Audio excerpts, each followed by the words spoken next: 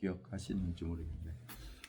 자, 교제라고 하는 것은 관계가 우선하고 있어요. 관계가 우선한다는 말은 무엇이냐면 부부가 사이가 좋다 하는 것은 교제의 의미예요. 서로 사귐이 있기 때문에 사이가 좋은 거죠. 그렇죠? 친구가 사이가 참 각별하다 하는 것은 그들이 서로 친밀한 교제가 있는 거예요. 근데 친밀한 교제가 없어도 친구들은 많잖아요. 어렸을 때 친구도 있고 새로 사귄 친구도 있고 이러한 친구라고 하는 건 관계예요. 어떤 사람과 어떤 사람이 만나서 맺은 그것을 관계라고 불러요. 남자와 여자가 많이 만날 수 있죠. 초등학교 때부터 지금까지 살면서 직장 동료로도 만날 수 있고 막 그래요. 그런데 부부 관계는 서로의 그 합의와 가족의 동의와 이런 것 속에서 맺어진 특별한 관계예요. 이 부부 관계가 맺어졌을 때 그 다음엔 사귐이 있는 거죠.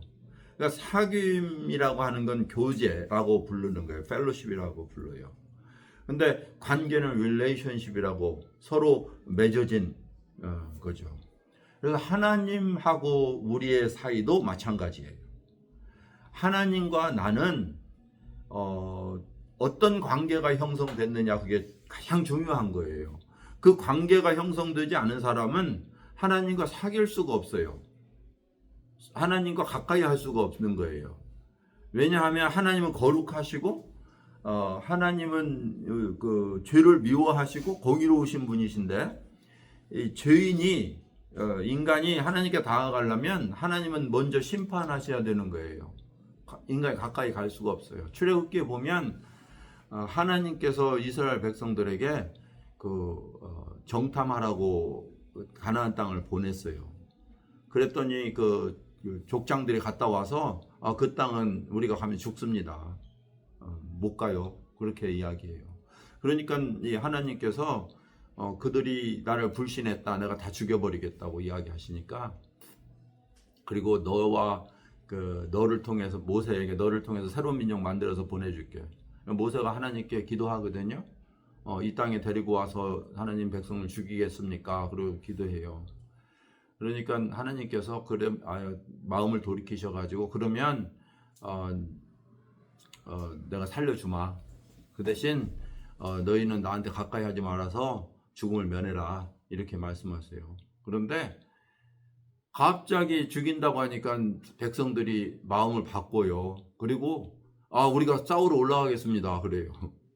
올라가지 말라는데 이제 그때는 또 올라가겠대요. 그래가지고 올라가는데 다 죽어요.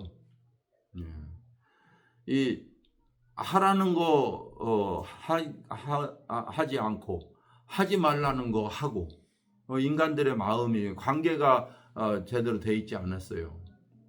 그런데 먼저 인간은 하나님과 관계를 회복하기 위해서는 그 중간에 중개자가 필요해요. 그 중개자, 미디에이터라고 그러죠. 중개자가 바로 누구냐면 예수예요. 예수. 그러니까 하나님은 이 편에 계시고 인간은 이 편에 있는데 그 사이의 중보도 한 분이시니 곧 예수 그리스도라 이렇게 이야기하고 있어요. 하나님께 나아갈 수 있는 유일한 길, 나는 곧 길이요 진리요 생명이니 나로 말미암지 않고는 하나님께 나아갈 수 없다고 하신 예수님. 예. 야곱이 베델로 가는데 그 바단 아람을 통해서 향해서 갈 때 광야에서 야곱이 불안해 가지고 두려움 속에 잠이 들었어요. 그게 베델인데요. 그 속에서 베델이라는 건 하나님의 집이라는 뜻이거든요. 그곳에서 하나님을 만나요. 밤에 하늘에서 사다리가 내려와서 야곱이 꿈을 꾸고 있는데 하나님의 임재가 그곳에 임하는 거예요. 천사가 왔다 갔다 해요. 그러니까 와, 이곳이 하나님의 집이건을 내가 알지 못했다 그래요. 그리고는 내가 돌아오면 이곳에서 하나님을 섬기겠습니다 하고 맹세를 해요. 약속을 해요. 그런데 예수님이 그것을 인용을 해요. 뭐라고 하냐면 야곱이 사다리를 꿈을 꿨는데 천사들이 왔다가 하늘로 올라가다 내려갔다 하늘과 땅을 연결하는 그 다리를 이야기했지, 그것은 사실은 나야, 인자야. 그러면서 야곱이 사다리를 천사들이 왔다 갔다 한 것처럼 인자 위에 사람들이 오르락 내리락 할 거야, 이렇게 이야기해요. 그러니까 이 하나님께 나아갈 수 있는 그 길은 오직 예수밖에 없다는 것이에요. 사다리. 그래서 예수님이 중개자예요. 예수님과 인간과 하나님 사이에 예수님이 유일한 다리예요. 이 다리를 통과해서 하나님께 건너갈 수 있는데, 그 이유는 뭐냐면 우리의 죄의 대속자가 되기 때문에 그래요. 죄인은 하나님께 갈 수 없지만 그 죄를 대속하신 예수 그리스도를 통해서는 나아갈 수 있는 거거든요. 지금 제가 여러분들이 출애굽기를 이제 안 하고 있으니까 출애굽기에 대한 이야기를 가끔씩 제가 하죠. 근데 출애굽기에 보면 성소와 지성소가 나와요. 성소와 지성소가. 근데 그 성소는 제사장들이 날마다 섬기는 데고요. 지성소는 1년에 한 차례만 대제사장만 들어가요. 근데 그 대제사장이 들어갈 때 황소 피를 가지고 들어가서 그 피를 법궤 위에 바르거든요. 법궤 위에. 법궤는 뭐예요? 율법이 들어있는 괴짝, 이런 괴짝. 이 괴짝 안에다 율법을 담아놨어요. 그리고 그 위에 천사가 이렇게 손을 하고 쳐다보고 있어요. 그 위를. 양쪽에 이렇게 해서. 그리고 그 안에는 율법 그 돌판 2개가 들어있어요. 하나님 1년에 한 차례씩 내려오시는데, 내려오셔서 그 안에 있는 율법대로 하나님이 심판하시려고 하는 거예요. 하나님이 내려오시기 전에 그 대제사장이 황소피를 가지고 가서 피를 이 위에다 다 발라요. 저 법궤 위에다가 싹 발라요. 뿌려요. 우슬처럼 이 풀로 막 뿌려요. 그래서 다 뿌리면 이 법궤 위에 이 궤 위에 피가 잔뜩 발라져 있잖아요. 하나님이 내려오시다 보니까 피가 발라 있잖아요. 이거 다 죽어버렸네? 그리고 율법에 의해서 심판을 못해요. 왜냐하면 율법이 가려져 버리니까. 가려진 율법대로 심판을 못 하시고 죽었다는 것을 간주하시면서 그 위에서 무엇을 하시냐면 은혜를 베푸세요. 그래서 그 자리를 이름하여 시은좌라고 그래요. 은혜를 베푸시는 자리다. 혹은 속죄소라고 불러요. 죄를 속하는 장소다. 왜냐하면 피가 발라졌으니까. 그리고 하나님께서 떠나세요. 자, 이렇게 하나님께서는 이스라엘 백성들을 서로 용납하시기 위해서 그런 자리를 마련하셨어요. 그런데 1년에 한 차례밖에 못 들어가는 거야, 그 자리를. 그런데 예수님 십자가에 죽을 때 그곳에 들어가는 커튼이 찢어졌어요. 위에서 아래로 찢어졌어요. 쫙 찢어지고 모든 사람이 들어갈 수 있도록 만들었어요. 하나님이 거룩하신 곳으로. 왜 그래요? 영원한 피가 발라진 거예요. 이제 황소로 피로 바를 필요가 없어요. 왜냐하면 레위 지파가 아니라 영원한 제사장이신 예수님이 실제로 자기 피로 완전히 발랐어요. 그곳에. 그러니까 참 제사가 드려진 거죠. 하나님의 은혜가 완전히 쏟아졌어요. 그러니까 예수님께서 그의 영광을 보니 은혜 위에 은혜더라, 이렇게 이야기하는 거예요. 하나님의 은혜 위에 은혜가 쏟아진 곳이 어디냐면 예수님의 보혈이 발라진 시온자 위인 거예요. 율법이 가려졌죠.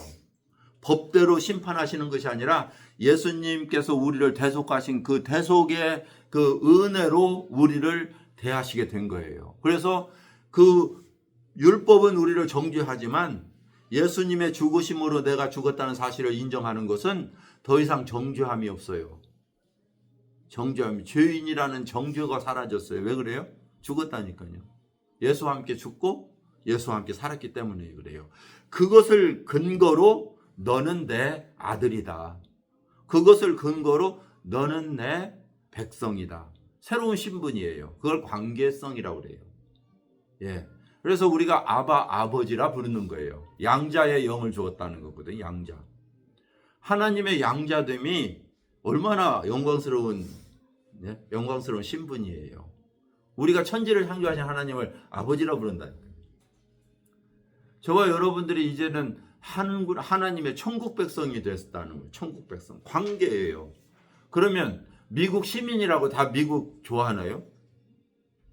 여기 미국 시민 아닌 분 계세요? 아직? 아직 아니세요? 네. 그 시민권 나중에 받으실 거예요. 근데 저기 목숨 걸으셔야 돼요.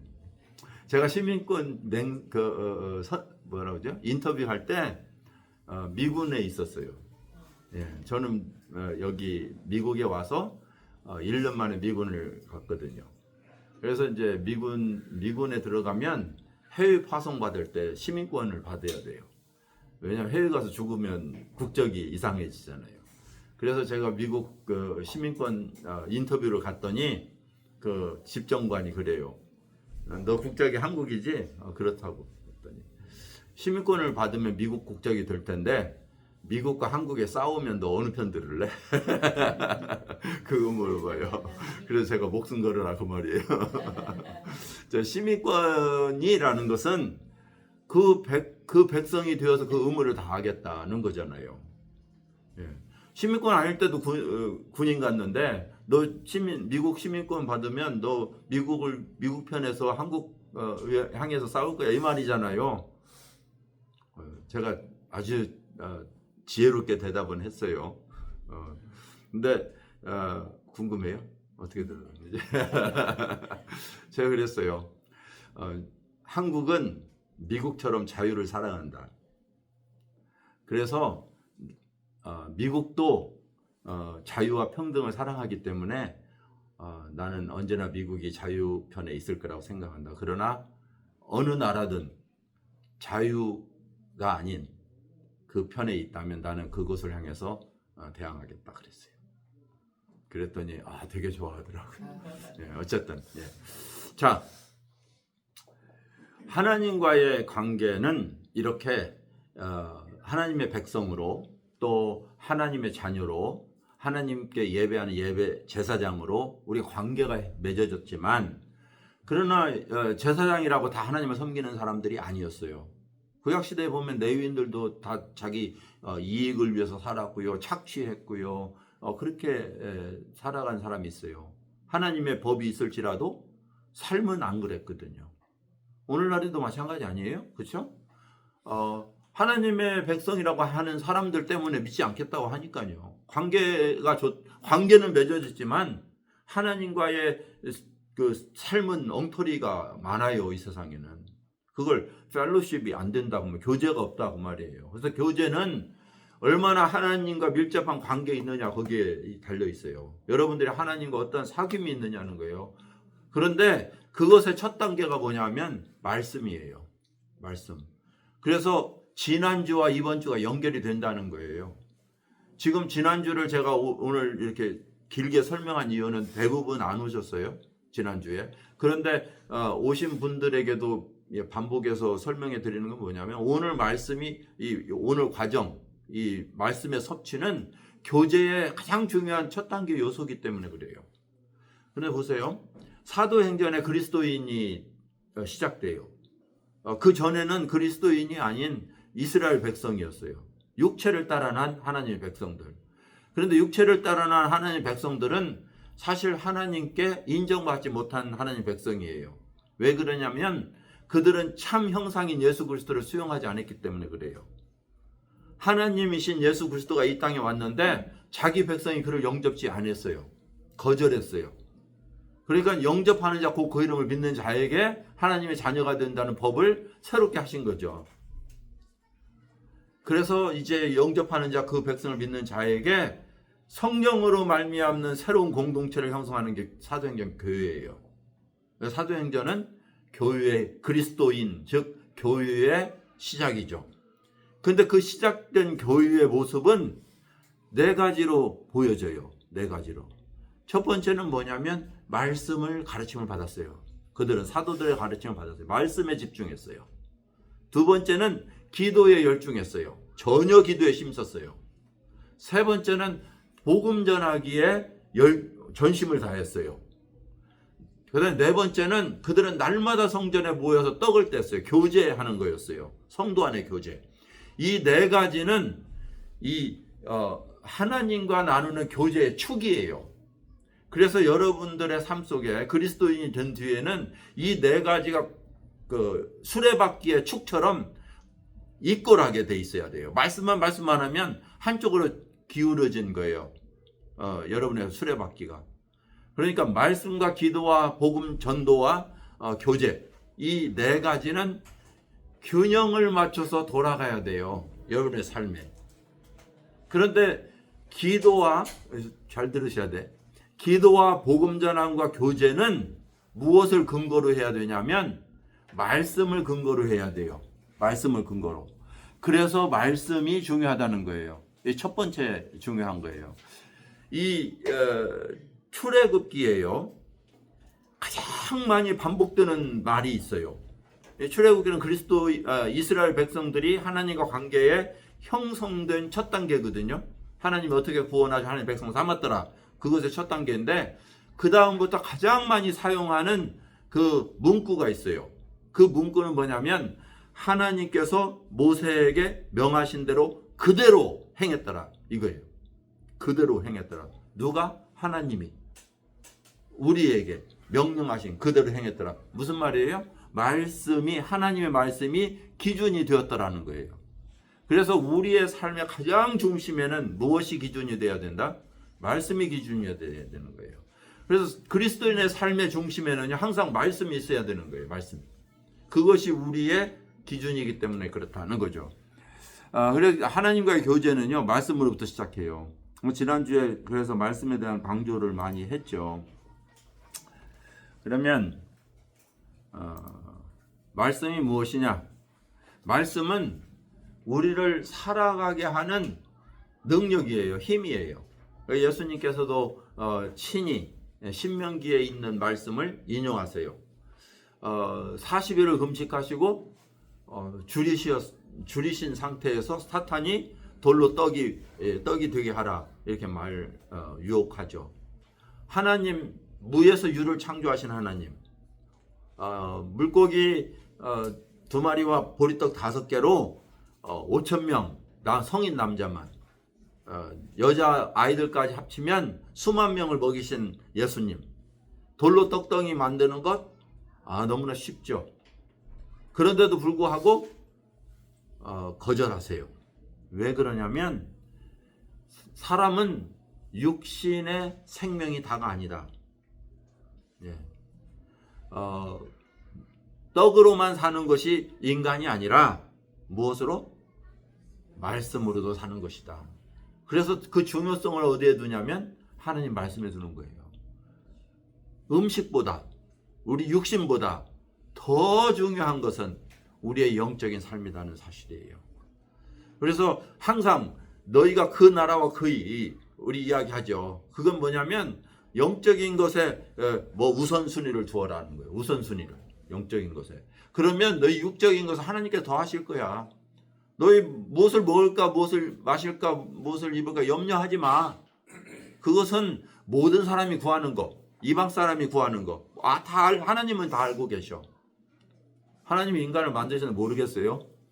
벌거벗어 만들었다니까요. 그 입어야 되는 거 모르시겠냐고요. 하나님께서 만드셔서 식물을 주셨는데 먹어야 될 거 모르시겠느냐고요. 하나님이 아신다고요. 그러니까 이미 알고 있는데 하나님이 왜 그거 구해? 그것보다 더 중요한 게 있어. 너희 영적인 삶은 너희가 말씀이 없으면 너희는 살아갈 수 없는 거야. 그래서 우리의 삶의 가장 초점은 말씀에서 시작된다. 사마리아 여인하고 예수님이 만났던 장면이 있어요. 그때 사마리아 여인이 예수님과 더불어 이야기하는데 제자들은 음식 사러 갔어요. 예루살렘에서 사마리아까지 걸어갔어요. 얼마나 배가 고파요. 그 뙤약빛에 그 사막길을 걸어서. 그런데 이제 제자들은 양식 사러 갔고요. 갔다 와 보니까 예수님이 여자하고 이야기하고, 사마리아예요. 그것도 여자하고 아무 말 않고 있다 여자가 떠난 뒤에 음식 좀 잡수세요 그래요. 예수님 뭐라고 하신 줄 알아요? 나에게는 먹을 양식이 따로 있대요. 너희들끼리 먹으래요. 방금까지 배고프셨잖아요. 그런데 제자들이 누가 먹을 거 갖다 줬나? 그렇게 생각해요. 그런데 그 뒤에 요한이 토를 달아요. 예수님께서는 하나님의 일을 이루는 것이 그의 양식이었다는 거예요. 먼저 해야 될 일이 있었던 거예요. 그걸 하고 나니까 배가 안 고파졌어요. 얼마나 마음에 충만해졌는지. 이게 육신의 것보다 영적으로 채워지면 육신의 필요가 중요하게 생각되지 않는다는 말이에요. 우리에게 큰 문제로 다가온 이 배고픔도 영적으로 충만해지면 그렇게 큰 문제로 안 다가오게 된다. 잊어버린다는 거예요. 그러니까 여러분들의 삶 속에 나를 사로잡는 게 있죠. 문제들이 사로잡는 게 있잖아요. 말씀으로 충만해지면 그것이 부속적인 걸로 생각하게 된다는 거예요. 이거 별거 아니네. 지나갈 거네. 이거 해결해 주시겠지. 이렇게 가볍게 하나님이 짐으로 덜어주게 생각하는 거예요. 옛날에는 나의 삶을 삼킬 것 같았던 그 부분이. 무슨 말인지 알죠? 성령이 충만해지니까 그것은 별거 작아지는. 그렇게 된다는 것이죠. 자, 그래서 말씀의 무엇인가에 대해서 오늘은 좀 살펴볼 거예요. 말씀은요, 지난주에 잠깐 말씀드렸던 부분인데요. 디모데후서 3장 15절 17절을 보겠어요.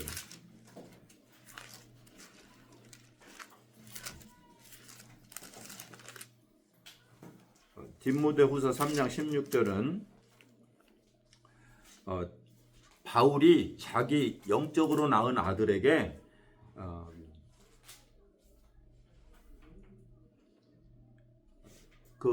디모데는요, 영적 아들 디모데는 헬라인 아버지와 유대인 어머니에게서 났어요. 그리고 그 위할머니는 또 유대인이에요. 그래서 그 디모데는 어려서부터 성경을 어머니한테 배웠어요. 할머니와 어머니한테서. 그것을 15절, 16절, 17절에서 이야기하고 있어요. 이 성경은 뭘까요? 신약성경, 구약성경?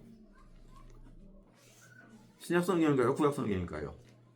구약성경이에요. 왜냐하면 이 시대는 신약성경이 없었으니까. 그렇죠?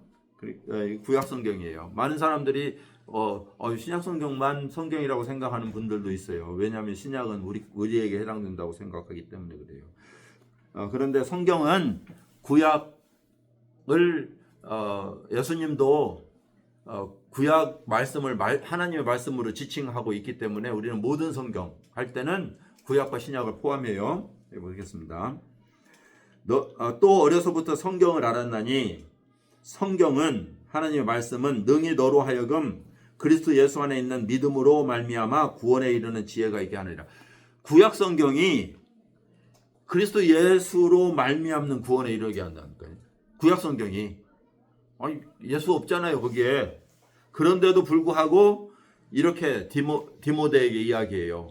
구약 성경조차도 그리스도 예수 안에 있는 믿음으로 구원에 이르는 지혜를 준다라고 이야기해요. 그런데 신구약 성경은 더군다나 안 그렇겠어요? 그렇죠?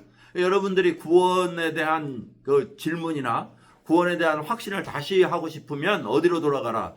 성경으로 돌아가라. 그러니까 성경이 우리에게 구원을 주시는 하나님의 지혜를 주시는 거예요. 두 번째, 모든 성경은 예외 없이 모든 성경은 무엇으로 돼 있어요? 하나님의 감동으로 된 것으로 교훈과 책망과 바르게 함과 의로 교육한다.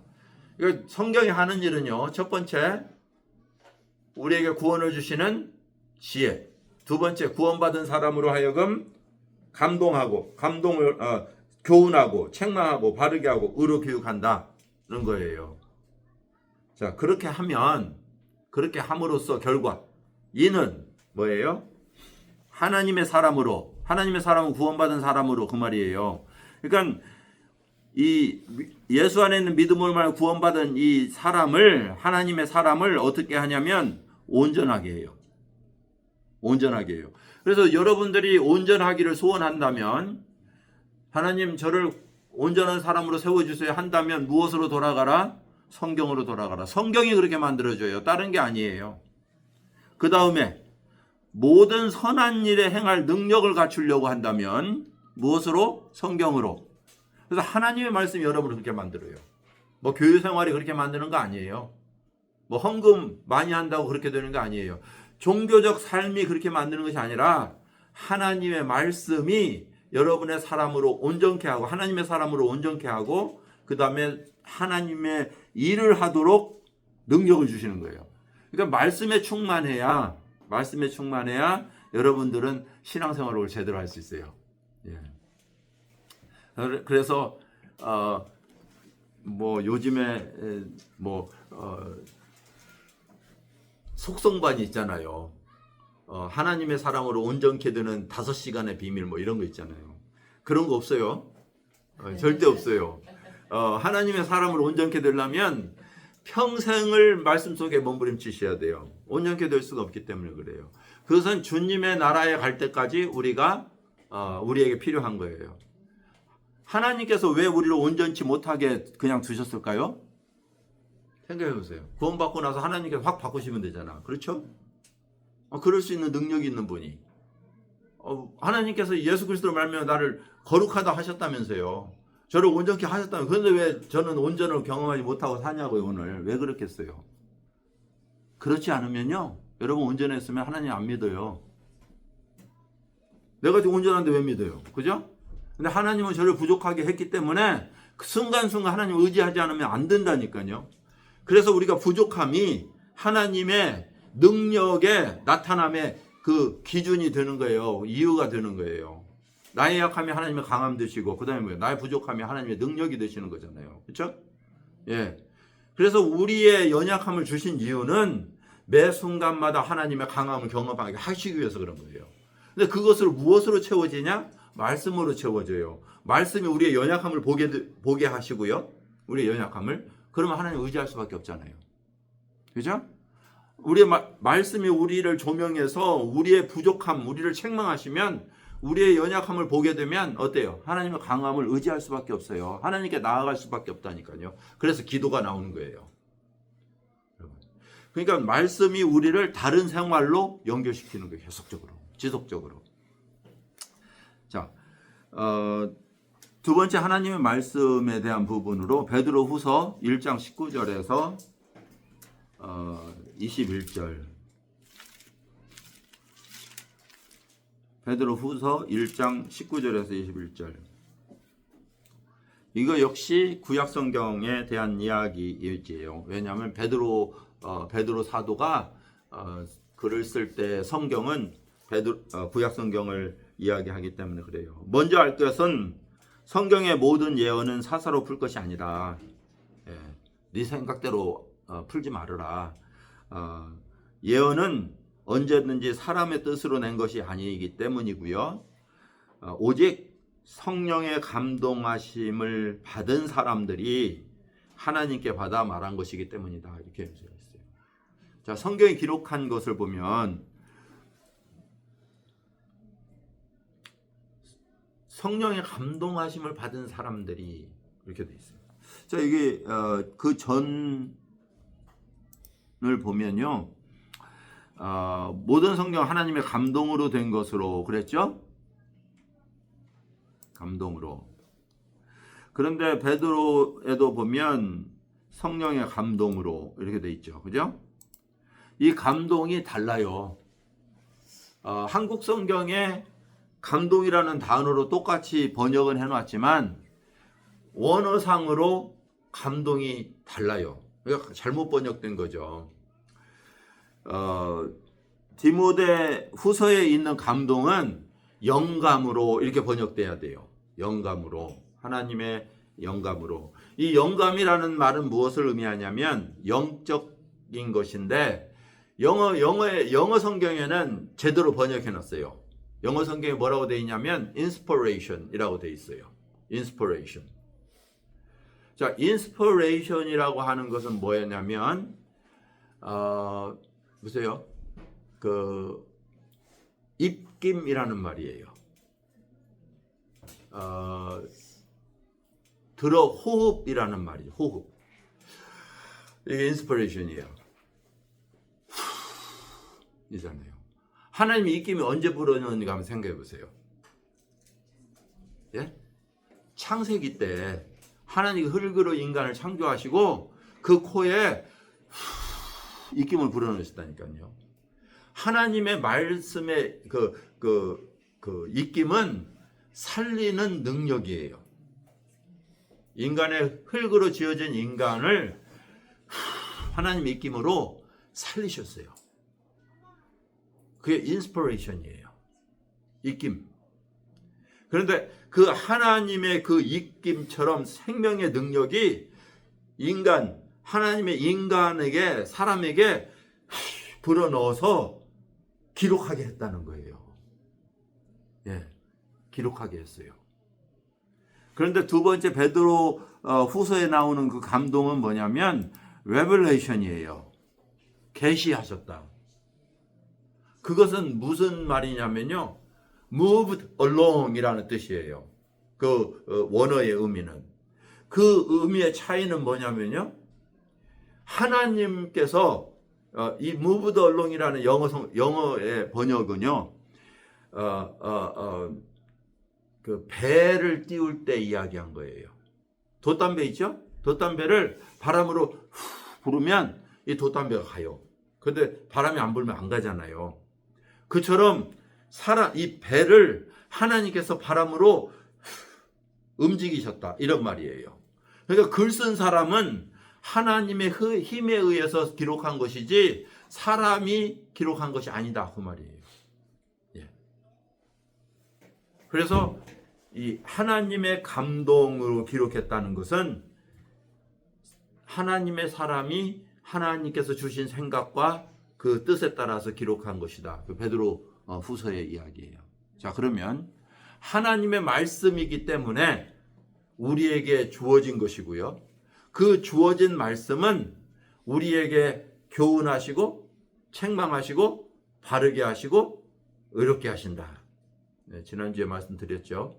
그렇게 됐을 때 우리는 온전하게 되는 거예요. 자, 그러면 성경의 유익이 무엇인가? 오늘 교재 속에서 나온 말씀, 여러분 교재 다 했었을 것이라고 보고요. 첫 번째, 구원을 주시는 하나님의 능력이다. 이 구원이라는 것은 지금까지 많이 살펴봤어요. 구원의 다른 단어들, 거듭남, 다른 단어죠. 죄사함, 혹은 구속, 양자됨, 영생을 얻음, 다 똑같은 말이에요. 다 같은 말이에요. 이거에 대해서 여러분들이 이제 이해하고 있으리라고 보는데, 이거에 대해서 아직도 혼돈스러우면 다시 공부하셔야 돼요. 나는 죄사함을 받은 것 같은데 영생을 못 얻은 것 같다. 그러면 아직 풀리지 않은 거예요. 영생은 곧 죄사함이고요. 죄사함은 곧 거듭남이에요. 죄사함 받았다고 하면서, 구원받았다고 하면서 아직 거듭나지 않았다고 생각하면 아직 잘못된 해석 못하고 있는 거예요. 이해가 안 된 거예요. 그래서 이 부분이 여러분한테 클리어 되셔야 된다고 제가 말씀을 여러 차례 했어요. 자, 구원받은 성경은 구원에 이르는 지혜를 얻게 하고요. 그 다음에 뭐예요? 영적 양식이 된다. 오늘 말씀 하고 있어요. 새로운 생명에게는 그 다음 뭘 줘요? 성장하게 해요. 자라게 해요. 왜냐하면 생명체니까. 그뿐만 아니라 하나님의 사람으로 지혜롭게 하고요. 우리를 죄악에서 정결케 하고요. 우리의 삶의 인도자가 되세요. 말씀은 위로와 격려하시고요. 우리를 새롭게 출발할 수 있는 힘을 주세요. 능력이 되세요. 그리고 우리 안에 기쁨을 충만하게 하고요. 하나님의 축복으로 임하게도 해요. 진리는 우리를 자유케 하고요. 때로는 우리를 경고하기도 하세요. 그러면 안 된다 하는 경고, 빨강불이죠. 이러한 또는 하나님에게 소망을 두도록 이렇게 하시죠. 자, 이러한 부분들은 여러분들이 이미 삶 속에서 경험해야 되는 부분이에요. 말씀을 읽는 중에 여러분 안에 찾아오는 이러한 그 말씀이 주는 유익들을 날마다 경험하시고 누려가야 되는 부분이다 하는 것이죠. 제가 이곳에 미국의 유명한 목사님이세요. 미조리 생루이스에서 목회하시는 분이신데 존 파이퍼라고 책도 많이 쓰셨어요. 한국말로도 많이 번역되었어요. 하나님이 기뻐하실 수 없을 때라는 국제제자훈련원에서 번역한 책인데요. 이 책을 보면 하나님의 말씀이 우리들에게 주는 유익 10가지를 그분이 요약해 놓았어요. 제가 이 자료는 어차피 보내드릴 테니까 참조하시라고 한 거고요. 그 다음에 이제 그러면 어떻게 말씀은 우리에게 섭취돼야 되는가 하는 거죠. 오늘 교재에서는 5가지를 했는데 저는 6가지를 이곳에 기록해 드렸어요. 첫 번째는 말씀을 들어라. 말씀을 청종한다고 하는 것은요, 귀를 기울이지 않으면 듣지 못해요. 그러니까 많은 분들이 설교를 듣지만 남지 않잖아요. 가만히 앉아 다른 상과 언제 끝나나 뭐 이런. 다행히 목사님이 설교가 짧아요. 그래 다행히. 그런데 그렇지 않으면 막 더 잡념이 많을 텐데, 그렇죠? 근데 어쨌든 들으라. 그것은 이렇게 들으라는 이야기뿐만 아니라 내가 말씀 속에 들으라는 이야기도 포함돼요. 들을 귀가 있는 사람이 복된 거예요. 근데 들어도 듣지 못하고 성경에 그렇게 이야기하잖아요. 왜 그래요? 귀를 이렇게 하고 이렇게 열어놨으니까. 예, 두 번째는 뭐냐면 읽으라. 읽는다고 하는 것은 또 틀린 말이에요. 제가 다음 구절에 써놨는 모르겠네요. 잠깐만요. 써놓은 것 같은데 없을 수도 있어요. 여기 있네요.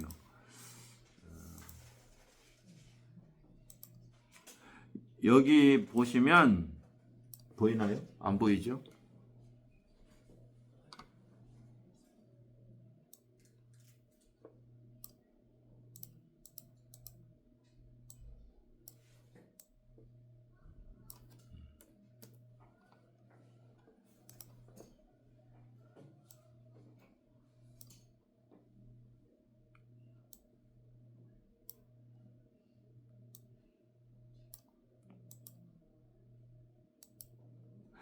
여기 보면은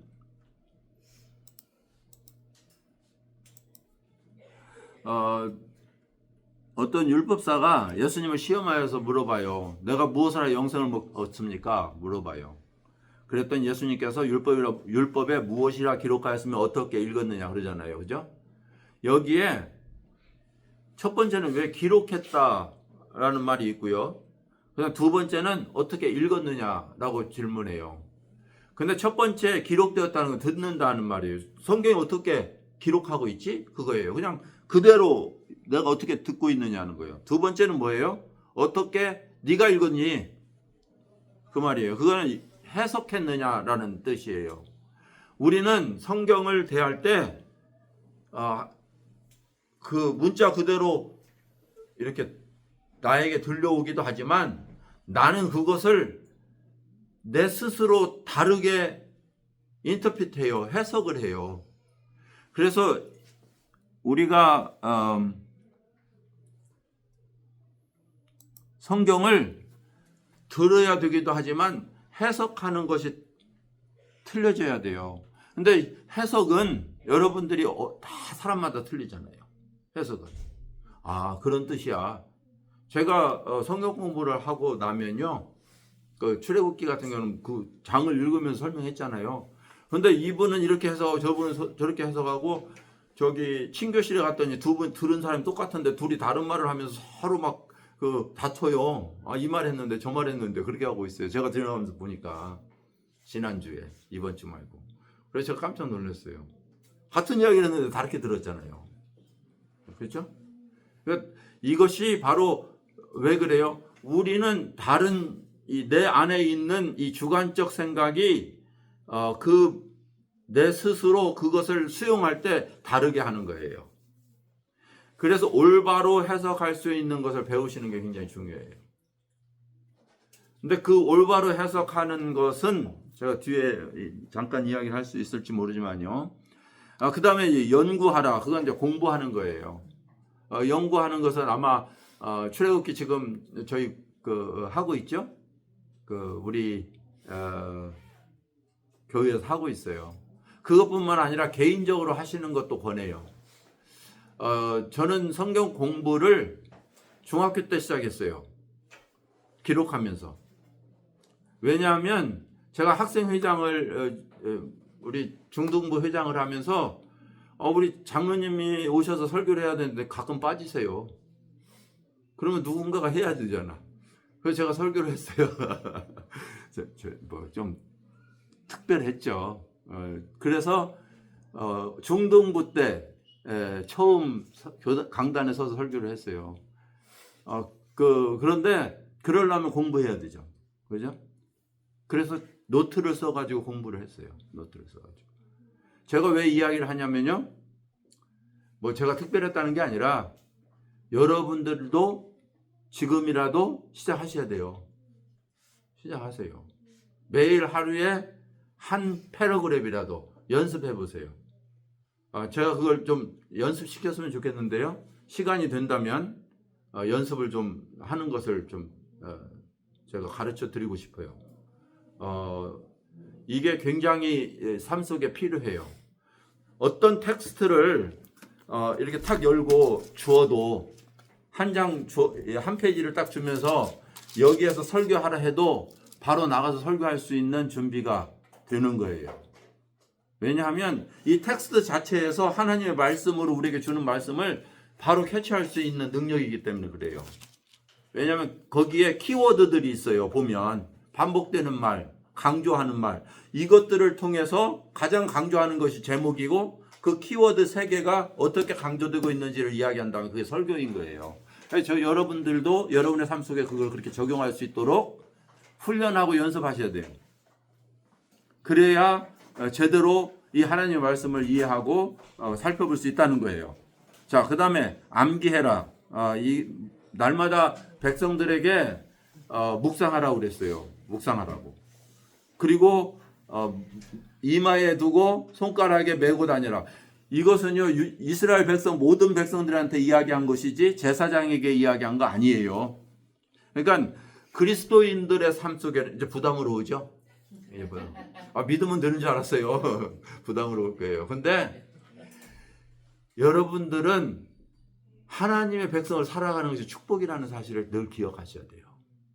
내가 하나님의 말씀을 이해하고 내가 하나님과 함께 살아갈 수 있다는 이 놀라운 신분을 받았다고 하는 것이 얼마나 세상을 살아가는데 이 자신 있는 일이에요. 말씀을 하는 것은 숙제가 아니라니까요. 능력이라니까. 그러면 여러분들은 이 말씀과 가까이 하는 것이 축복으로 알아서 해보니까 좋아서 해야 되는 거지, 만약에 해야 되기 때문에 해야 된다면 며칠 못 가대요. 아니 못해요. 부담돼서. 해보니까 너무나 좋은 거예요. 그러니까 여러분의 삶을 거기에 투자할 수 있는 거죠. 그리고 그 속에 빠질 수 있는 거예요. 저는 목회의 한 시간보다 일한 시간이 더 많아요. 저희 미국 와서 80년에 이민 와서요. 이제 46년째 이민 생활하면서 제가 실제로 목회한 것은 10년이에요. 10년. 그럼 36년은 뭐 했을까요? 일했어요. 일하면서도 저는 설교했고 성경 공부 가르쳤고 또 전도했고 그러면서 살았어요. 그런데 그 말씀이 너무나 좋은 거예요. 여러분, 제가 제 자랑하려는 게 아니라 이제 살 만큼 사는 것 같아요. 저도. 왜냐하면 자식들이 이제 다 떠나갈 때 되고 이러니까. 근데 이 순간까지 저는 하나님이 너무나 좋아요.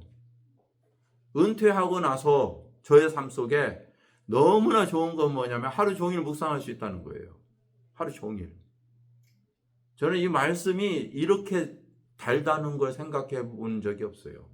시간이 흐를수록. 부담이 아니에요. 짐이 아니에요. 그래서 말씀드리는 거예요. 저와 함께 여러분 같이 갑시다, 그거예요.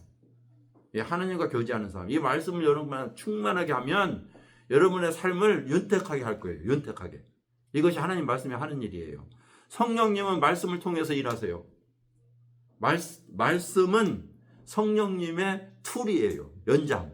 여러분의 삶을 변화시킬 수 있는 연장. 그것을 계속 공급해 줘야죠. 숨을 쉬게 해줘야 된다. 그거죠. 그래서 여러분 시간을 정하세요. 제가 이야기했잖아요. 지난번에도 시간을 정하세요. 예, 이 시간은 타협할 수 없어. 예, 타협할 수 없어. 이 여자분들 특별히 화장 안 했어도 되잖아. 근데 나가실 때는 막 30분, 1시간을 투자를 해요. 예, 한단 말이에요. 제 아내한테 제가 하는 소리예요. 한다고요. 근데 하고 나면 자기도 좋잖아요. 다른 사람 보기에도 좋고요. 그 시간을 투자하는 것은 그만큼 준비하는 거죠. 그러니까 하나님 앞에 내가 시간을 정한다고 하는 게 참 중요한 거예요. 그리고 그 다음에 장소를 택한다. 장소를 택한다. 방해받지 않는 것이면 좋겠죠. 바쁘신 분 계신 거 알아요. 바쁘셔서 눈코 뜰 새 없어요. 바쁠 때. 예. 제가 제 인생을 돌아보면요, 가장 주님과 충만할 때가 언제인지 아세요? 제가 미군에 있을 때 훈련 중에 훈련 받으면요, 텐트에서 자고 차에서 자고 그러면서 이동해요. 저 메캐닉이었고요. 탱크 메캐닉. 그런데요, 차에서 자다가 일어나면 그 앞에 말씀이 펴 있어요. 근데 그때 그만큼 충만한 적이 없어요. 운전을 하면 그 읽었던 말씀이 내 앞에 있는 대시보드에 전개돼요. 제가 왜 이 이야기를 하는지 여러분, 제가 자랑하려고 하는 게 절대 아니에요. 진짜 이거 기억하세요. 예.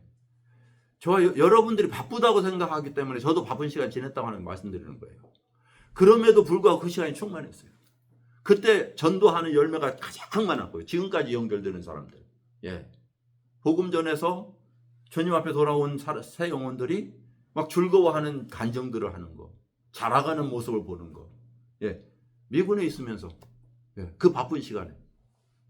예. 지금 아쉬운 시간이에요. 그래서 제가 더 몸부림치는 거예요. 여러분 바쁘시죠? 알아요. 바쁘신데 그 시간 중에 시간을 내세요. 쪼개세요. 어딘가 만드시면 나와요. 자, 성경 전체를 지속적으로 그냥 읽으세요. 이거는 성경 공부하는 시간 빼놓고 매일 하는 시간 여러분이 가졌으면 좋겠어요. 자, 근데 가장 중요한 거 있어요. 주님 닮는 것이 목적이다. 주님, 오늘 이 말씀을 통해서 예수님 닮게 해주세요. 내가 무엇을 닮아야 될까요? 한 가지만 말씀해 주세요. 하나님, 내가 못한 거 있으면 지적해 주시고 잘하고 있는 거 격려해 주시고 내가 계속 할 수 있도록 인도해 주세요. 예. 못한 것만 찾으려고 하지 마시고요. 예, 잘한 것도 야, 하나님 이런 분이셨네. 너무나 좋다. 그러고 하루 지내시면 되는 거예요. 예. 때로는 내가 몰랐던 부분을 깨달을 때가 있어요. 야, 나에게 이러한 지혜를 주셔서 하나님을 이해하게 하시다니, 알게 하시다니 너무나 좋다. 예. 자, 히브리서에 보면요, 때가 오래이면 마땅히 선생이 되어야 된대요. 때가 오래이면 마땅히 결혼할 나이가 된대요. 때가 오래이면 마땅히 아기들도 난대요. 성장해야 되잖아요. 인간은 생명체인데 구원받았다면서요. 영적으로 하나님의 자녀라면서요. 예? 새로운 피조물이고 새로운 그 생명체라면서요. 그러면 자라가야 될 거 아니에요. 그런데 항상 들어야만 된대요. 교회 와서 목사님 가르쳐줘야 알지. 나는 몰라. 그러고 계속 어린아이 한다는 거예요. 그런데 좀 제발 좀 이제는 단단한 음식을 먹게 자라가라는 거예요. 자라가라. 그러려면 시작해야 돼요. 예. 자, 갓난 아이들과 순전한 젖을 사모하라. 그러나 그 뒤로부터는 뭐예요? 계속적으로 자라가는 거예요. 이 베드로 후서의 전서가 지금 나왔는데 베드로가 마지막으로 하는 성도들의 권하는 말이 있어요. 성도들아 갓난아이와 같이 그 순전하고 신령한 젖을 사모하라라고 말씀하다가 마지막 베드로가 후서의 마지막 절에 권하면서 마쳐요. 한번 읽어볼게요. 베드로 후서 3장